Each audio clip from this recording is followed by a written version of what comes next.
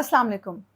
बहुत से लोग मुझे कहते हैं कि मैं पाकिस्तानी सियासत के बारे में ज़्यादा खुलकर बात नहीं करती। पाकिस्तानी सियासत में आज जो ख़बरें हैं, ज़रा उन पर एक नज़र डाल लेते हैं। आज जो ख़बरें डिस्कस हो रही हैं सोशल मीडिया पर भी, और जो लोग सहाफ़ी डिस्कस कर रहे हैं, उससे ये तासुर मिल रहा है कि इस्लामाबाद वाले मामले के बाद पाकिस्तान तहरीक-ए-इंसाफ को शायद कोई लेवरेज मिली है और पाकिस्तान तहरीक-ए-इंसाफ का प्रेशर काम कर गया है। पाकिस्तान तहरीक-ए-इंसाफ से कुछ एंगेजमेंट हुई है और आगे भी कुछ मामला बेहतर होने की तवक्को है। इसके साथ-साथ अंसार अब्बासी साहब ने भी आज एक कॉलम लिखा है कि ऐसा लग रहा है उससे कि जैसे ये हुकूमत जो है वो अब जाने वाली है और सिस्टम जो है उसे इस हुकूमत पर एतबार नहीं रहा। दूसरी तरफ इस्लामाबाद के एक सहाफ़ी हैं, नौजवान सहाफ़ी और सोशल मीडिया इन्फ्लुएंसर शहजाद नवाज़, वो ये बता रहे हैं कि हुकूमत ने पाकिस्तान तहरीक-ए-इंसाफ को ये यकीन दहानी करा दी है कि ईद के रोज़ इमरान खान से उनकी दो बहनों उज़्मा खान और नौरीन नियाज़ी साहिबा की मुलाकात करा दी जाएगी और इस मुलाकात में बैरिस्टर गौहर और एक वकील भी शरीक होंगे। अब ये इतनी सारी खबरें सुनने के बाद मुझे ऐसा लगता है कि जैसे एक बार फिर से पाकिस्तान तहरीक-ए-इंसाफ के हामियों को, पाकिस्तान तहरीक-ए-इंसाफ के रहनुमाओं को ट्रक की एक बत्ती के पीछे लगाया जा रहा है। जैसे हर बार होता है जब भी पाकिस्तान तहरीक-ए-इंसाफ कुछ प्रेशर बिल्ड करने लगती है सिस्टम पर, हुकूमत पर, तो फिर इसी तरह की बातें हमें सुनने को मिलती हैं। इसी तरह की थोड़ी नर्म सी बातें कि कुछ बेहतर होने जा रहा है, पाकिस्तान तहरीक-ए-इंसाफ के लिए अच्छा वक्त आने जा रहा है, नरमी होने जा रही है, ये हो जाएगा, वो हो जाएगा, लेकिन अल्टीमेटली फिर होता कुछ नहीं बल्कि पहले से भी ज़्यादा सख्ती हो जाती है। मेरा यही ख्याल है पर्सनली कि इस बार भी ऐसे ही होगा। अब मुझे नहीं पता कि आप इसके बारे में क्या सोचते हैं, या जो बड़े-बड़े सहाफ़ी इसके बारे में ख़बरें दे रहे हैं वो क्या सोचते हैं। ख़बरें तो डेफ़िनेटली उनकी सही हैं, लेकिन जो अब तक हम एक माइंडसेट और जो अब तक हम एक सीक्वेंस देख रहे हैं, उससे ऐसे ही लगता है। बहरहाल ये मेरी अपनी राय है, हो सकता है मैं गलत हूँ और अल्लाह करे मैं गलत हूँ। अल्लाह करे कि मामलात बेहतरी की तरफ जाएँ, पाकिस्तान तहरीक-ए-इंसाफ के लिए आसानियाँ पैदा हों। बहरहाल मैं इस मैटर के अलावा आज 2-3 मामलात पर बात करूँगी। एक तो ईरान वाला मामला, मोहसिन नकवी साहब 1 हफ़्ते में दूसरी बार तेहरान में मौजूद हैं और ईरान के साथ मामलात कुछ फ़ाइनलाइज़ होने जा रहे हैं अमेरिका के। इसके बारे में रॉयटर्स और अरब न्यूज़ दावा कर रहे हैं, इस पर बात करेंगे। इसके अलावा मोमना इकबाल वाला मामला एनसीसीआईए में जा पहुँचा है, उस पर बात करेंगे। और इंडिया में जो एक नई तहरीक शुरू हुई है कॉकरोच जनता पार्टी के हवाले से, वो क्या है, इस पर भी हम बात करेंगे। बड़ी दिलचस्प ये स्टोरी है, इस पर एंड पे गुफ्तगू करेंगे। पहले आ जाते हैं ईरान वाले मामले की तरफ। अरब न्यूज़ और रॉयटर्स जो हैं वो ये दावा कर रहे हैं कि ईरान जो है वो अमरीकी जवाब का जायज़ा ले रहा है और चंद घंटों में जो मुआहिदा है उसके ऐलान की तवक्कुआत हैं, और उसके साथ-साथ ईद के बाद मुज़ाकरात का दूसरा दौर जो है वो तेहरान, माफ़ कीजिएगा, इस्लामाबाद में होने की तवक्को है।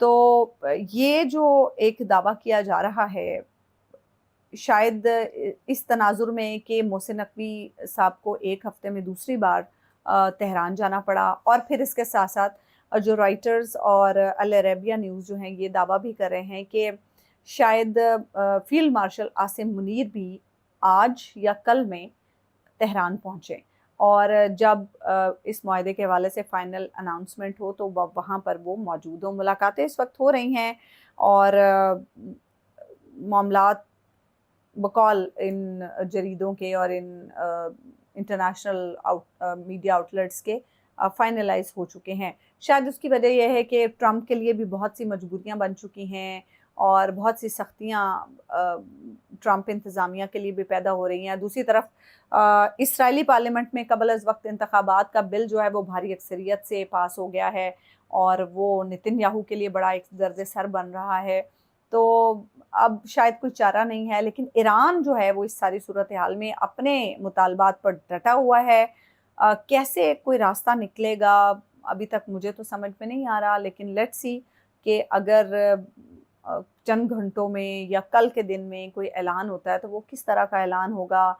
क्या हर बार की तरह हम उसी तरह की सिचुएशन की, ये हमारे तो यही मुतालबात हैं اور ہم اس سے پیچھے نہیں ہٹ سکتے. دونوں طرف سے یہی باتیں ہو رہی ہیں. لیکن اب جو ایک چیز آ رہی ہے وہ یہ کہ شاید امریکہ جو ہے وہ ایران پر پابندیوں کے حوالے سے کچھ محدود لچک دکھانے کو تیار ہے. لیٹس سی کہ اس پر کیا ہوتا ہے. بہرحال جو دوسرا معاملہ ہے مومنہ اقبال والا، گو کہ اب بلکہ چونکہ یہ معاملہ اب NCCIA میں ہے تو اس پر اپنی رائے تو میں نہیں دوں گی. جو خبریں اس معاملے کے حوالے سے چل رہی ہیں صرف وہ آپ تک پہنچاؤں گی. ایک تو یہ کہ نون لیگی MPA ثاقب چدر جو ہیں وہ آج NCCIA میں پیش ہوئے ہیں. ان کے وکیل میاں علی اشفاق ہیں، اور میاں علی اشفاق نے جب میڈیا سے گفتگو کی تو انہوں نے یہ بتایا کہ ہم الزامات دیکھنے کے بعد جواب دیں گے. مومنہ اقبال بھی اس بارے میں کہہ چکی ہیں کہ انہوں نے اپنا بیان ریکارڈ کرا دیا ہے، لیکن انہوں نے لوگوں سے یہ اپیل کی ہے کہ کسی کا نام نہ لیا جائے، کسی پہ کسی طرح کا کوئی الزام نہ لگایا جائے. اب چونکہ وہ ایک اداکارہ ہیں، ایک خاتون ہیں، تو اب لوگ بات کرنے سے تو نہیں چوکیں گے. اور پھر معاملہ بھی ایسا ہے جو لوگوں کی بہت زیادہ دلچسپی کا باعث ہے کہ کیا معاملات تھے، کیا وجہ تھی. ہر کوئی اس پہ ڈیفرنٹ باتیں کر رہا ہے. بڑے سینئر صحافی بھی اس پر اپنی رائے کا بھی اظہار کر رہے ہیں اور اندر کی خبریں بھی نکال لائے ہیں. منصور علی خان صاحب سینئر صحافی، آپ انہیں دیکھتے رہتے ہیں، انہوں نے بھی یہ بتایا کہ 5 سال پہلے ان دونوں کی ملاقات ہوئی تھی. ملاقات میں پسندیدگی کا اظہار ہوا اور معاملہ جو تھا وہ رشتہ طے ہونے پر پہنچ گیا. لیکن بعد میں مومنہ صاحبہ کو یہ پتہ چلا کہ جو MPA صاحب ہیں وہ پہلے سے شادی شدہ ہیں. اس پر انہیں اعتراض ہوا. MPA صاحب نے وضاحت بھی کی کہ شادی جو ہے وہ بس ختم ہونے والی ہے، کچھ قانونی معاملات کی وجہ سے ابھی مکمل ختم نہیں ہوئی. لیکن اس کے بعد یہ خبر آئی کہ مومنہ صاحبہ کی منگنی ہو گئی ہے دوسری، اور انہوں نے ان کی اب کچھ دنوں میں شادی ہے. تو اس کے بعد انہیں ہراسمنٹ کے میسیجز آنا شروع ہو گئے، اور اس کے بعد انہوں نے سوشل میڈیا پر اس بارے میں لکھا، اور پھر NCCIA ایکٹیو ہوئی اور اب معاملہ جو ہے NCCIA میں موجود ہے. اس کے ساتھ ساتھ منصور علی خان صاحب نے یہ بھی بتایا ہے کہ مومنہ کو پنجاب پولیس کی پروٹیکشن بھی دے دی گئی ہے. مومنہ اقبال کے وکیل اب کیا بتا رہے ہیں. مومنہ اقبال کے وکیل یہ بتا رہے ہیں کہ لیگی MPA نے اپنا اثر و رسوخ استعمال کرتے ہوئے اداکارہ کے ہونے والے شوہر کو قتل کی دھمکیاں دلوائی ہیں، اور اس پر اب مومنہ اقبال نے بھی مقدمہ درج کروا دیا ہے. یہ اب ایسی صورتحال ہے جس میں جتنے منہ اتنی باتیں، اور لوگ ہر طرح سے اس سٹوری کو کھنگالنے کی کوشش کر رہے ہیں کہ کچھ لوگوں کا کہنا ہے کہ عورت کارڈ ہے، کچھ لوگوں کا کہنا ہے کہ MPA اپنا اثر و رسوخ استعمال کر رہے ہیں، اور چونکہ وہ حکومت سے تعلق رکھتے ہیں اور بڑے لوگ ہیں تو اس لیے ان کے خلاف کچھ نہیں ہو سکے گا اور مومنہ کو انصاف نہیں مل سکے گا. یہ ساری چیزیں ہو رہی ہیں. لیکن اب دیکھنا یہ ہے کہ اس میں پبلک پریشر اور سوشل میڈیا کس حد تک اثر انداز ہوتا ہے، کیونکہ ایک طرف مقدمہ عدالتوں میں چل رہا ہوتا ہے یا کہیں کسی ادارے میں مقدمہ زیر سماعت ہوتا ہے، دوسری طرف ایک ٹرائل جو ہے وہ سوشل میڈیا پر بھی چل رہا ہوتا ہے جو فریقین ہوتے ہیں ان کا. تو اس وقت یہی سچویشن ہے کہ وہ ٹرائل جو ہے ساتھ ساتھ سوشل میڈیا پر بھی چل رہا ہے. یہ بہرحال معاملہ ہے. اب لیٹس سی کہ NCCIA میں حتمی طور پر اس بارے میں کیا ہوتا ہے. اچھا، اب آتے ہیں کہ انڈیا میں یہ جو کاکروچ جنتا پارٹی بنی ہے یہ کیا معاملہ ہے. یہ بڑا دلچسپ معاملہ ہے. بھارتی سپریم کورٹ کے چیف جسٹس جو ہیں سوریا کانت، ایک کیس میں ریمارکس دیتے ہوئے انہوں نے کہا کہ جو بھارت میں کچھ بے روزگار نوجوان ہیں وہ کاکروچ کی طرح حملہ آور ہو رہے ہیں نظام پہ، اور انہوں نے کہا کہ یہ سوشل میڈیا پر حکومت کے خلاف سرگرم کارکن بن جاتے ہیں. اچھا، انہوں نے تو یہ بات کر دی، لیکن ان کے جو یہ ریمارکس ہیں وہ بھارت میں جو جینزی ہے انہیں بہت توہین محسوس ہوئی اس سے، اور انہی میں سے ایک 30 سالہ نوجوان ابھیجیت دیپکے نے اس کے حوالے سے ایک سوشل میڈیا پر ایک نئی تحریک کا آغاز کیا جس کا نام انہوں نے رکھا کاکروچ جنتا پارٹی. اچھا، مزے کی بات یہ، دلچسپ بات یہ کہ اس کو اتنی پذیرائی ملی کہ دیکھتے ہی دیکھتے یعنی صرف 4 دنوں میں انسٹاگرام پر ان کے اس تحریک کے فالورز جو ہیں ان کی تعداد 11 ملین ہو گئی. اور 11 ملین اتنی بڑی تعداد ہے کہ جو بھارتیہ جنتا پارٹی ہے اس کے انسٹاگرام پر جو فالورز ہیں وہ 8.8 ملین ہے، یعنی ان سے بھی یہ آگے بڑھ گئے.